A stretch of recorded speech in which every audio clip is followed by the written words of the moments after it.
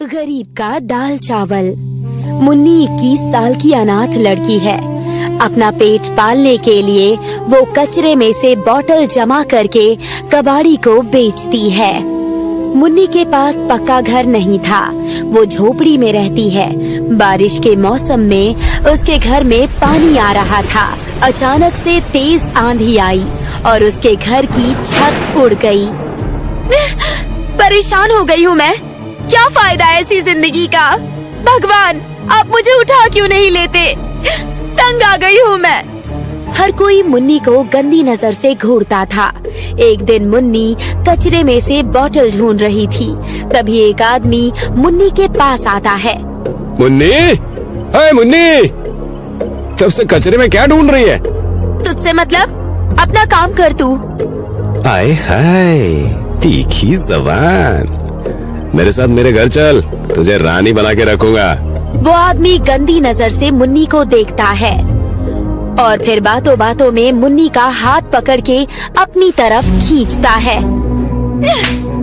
अगली बार अगर मेरा हाथ पकड़ा ना तो सबके सामने थप्पड़ मारूंगी तुझे। हरामजादे, भाग यहाँ से। बूढ़ी माँ अपने ढाबे से ये देख रही होती है। मुन्नी लड़की होके भी बिना डरे उस आदमी को थप्पड़ मार देती है। मुन्नी की हिम्मत देखकर बूढ़ी माँ उसके पास आती है। वाह बेटी, तुझ में तो बहुत हिम्मत है। अब वो आदमी अपनी पत्नी का भी हाथ पकड़ने से पहले सोचेगा। ऐसे लोगों के साथ ऐसा ही होना चाहिए माँ जी। कल पता नहीं क्या करेगा। हाँ बेटी, पर तू कचरा क्यों चुनती है? अनाथ हूँ ना मैं, अपना गुजारा करने के लिए ये सब करना पड़ता है मुझे। और इसी बात का फायदा ये लोग उठाते हैं। राह चलते छेड़ना, बुरी नजर से देखना। अगर मेरा भी परिवार होता तो ऐसा नहीं होता मेरे साथ। मेरी भी कोई औलाद नहीं है। अब से तू यही मेरे साथ रहेगी, एक परिवार की तरह। क्या सच में?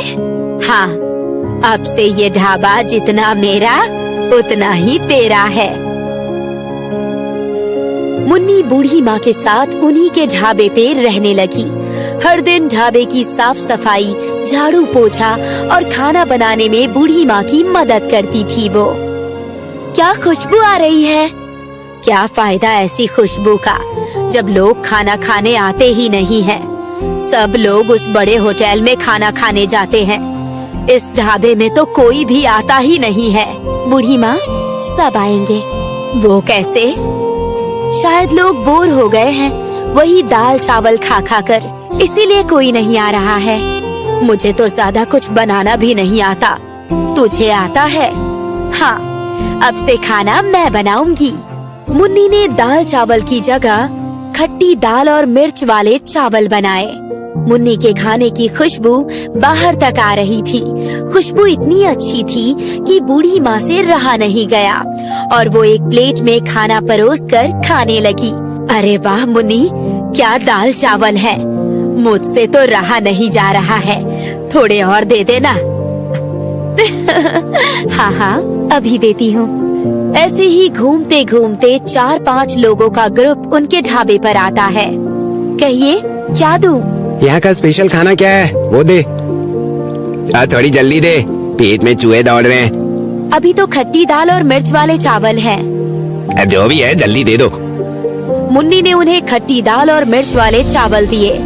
सब लोग बड़े चाव से खाना खाने लगे, जैसे कई दिनों के भूखे हो।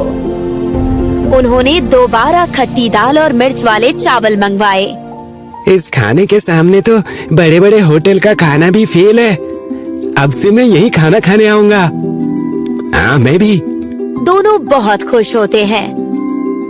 तुम्हारी वजह से मेरा ढाबा फिर से चल पड़ा है बेटी। धीरे धीरे उनके ढाबे पर लोगों की भीड़ बढ़ती गई।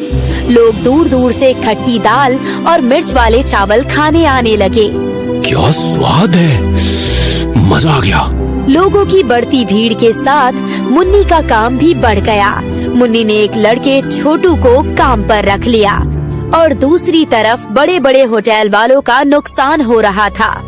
उन्हीं में से एक था विवेक। इनके खट्टी दाल और मिर्च वाले चावल की वजह से हमारा होटल बंद ना हो जाए। कुछ ना कुछ तो करना पड़ेगा। विवेक मुन्नी के ढाबे पर नजर रखने लगा। कितने कस्टमर्स आते हैं, कौन कौन ढाबे पर काम करता है, सब कुछ। एक दिन विवेक छोटू को रास्ते में रोक लेता है।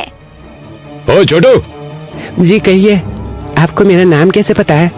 तेरे बारे में मुझे बहुत कुछ पता है। छोटे से घर में रहता है, तुझे बाइक खरीदनी है, पर तेरे पास उतने पैसे नहीं है। आपको मेरे बारे में इतना कैसे पता? ये सब छोड़, तुझे बाइक चाहिए ना, मैं दिला दूंगा।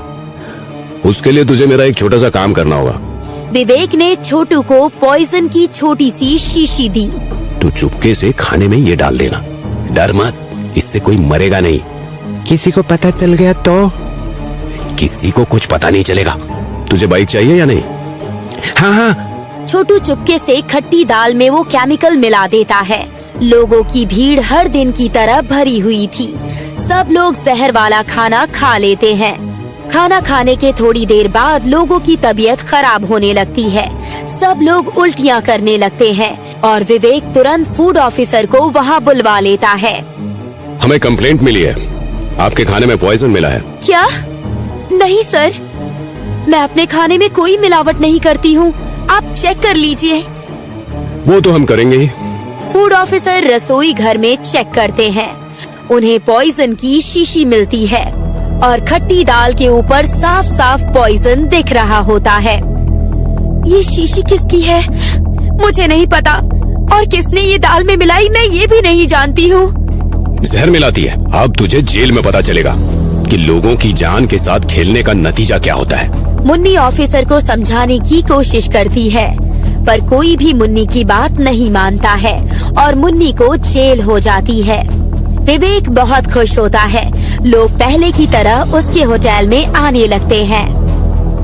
बहुत अच्छा लग रहा है, इतने दिनों बाद फिर से इतने लोगों की भीड़ देख के। अब भगवान जाने अब मुन्नी की क्या हालत होगी। विवेक छोटू को एक महंगी बाइक दिला देता है। अब से ना तू मुझे जानता है ना मैं तुझे। हाँ। 6 महीने बाद जैसे तैसे बूढ़ी माँ मुन्नी की जमानत करवाती है। अब फिर से मुझे अपना ढाबा चालू करना होगा। पहले ये पता लगाना होगा कि पॉइजन की शीशी आई कहाँ से थी। मुन्नी ढाबे पर पहुँचती है। ढाबे की हालत बहुत खराब थी। तभी मुन्नी छोटू को देखती है, एक महंगी बाइक पर सवार। मुन्नी को छोटू पर शक हो जाता है। मुन्नी छोटू के घर जाती है। छोटू कहाँ है? अरे मुन्नी जी, आइए आइए, बैठिए ना। छोटू अभी आता ही होगा। आपने गांव की जमीन क्यों बेची? मुन्नी, हमारी गांव में कोई जमीन ही नहीं है बेटा। क्या? तभी छोटू आया और मुन्नी को देखकर डर गया। छोटू का डरा चेहरा देखकर मुन्नी समझ जाती है कि हो ना हो ये सब छोटू का ही किया धरा होगा। छोटू आजा, बैठ। तुझे पता है मैं जेल में 6 महीने थी। पुलिस ने ज्यादा कुछ नहीं किया क्योंकि मैं लड़की हूँ ना। पर अगर मान ले कि अगर तू मेरी जगह होता तो तेरी चटनी बना देते वो लोग। मुझे क्यों मार रहे हो? सारा प्लान तो उसका था। छोटू पुलिस के डर से विवेक के बारे में सब कुछ बता देता है। छोटू की माँ कहती है, बाइक के लालच में तूने कितनों की जिंदगी के साथ खेला है। अरे अगर कोई मर जाता या फिर वो खाना हम खा लेते तो? मुन्नी के बारे में सोच, उसकी क्या हालत हुई होगी जेल में। मुझे माफ कर दो मुन्नी दीदी, तभी मुझे कुछ समझ में नहीं आया। ठीक है, पर छोटू अब तुझे मेरा एक काम करना होगा। जो तूने विवेक के कहने पर किया ना, वो सब तुझे फूड ऑफिसर को बताना होगा। छोटू ने फूड ऑफिसर के सामने सब कुछ साफ साफ बोल दिया। फूड ऑफिसर विवेक को सबके सामने गिरफ्तार करते हैं।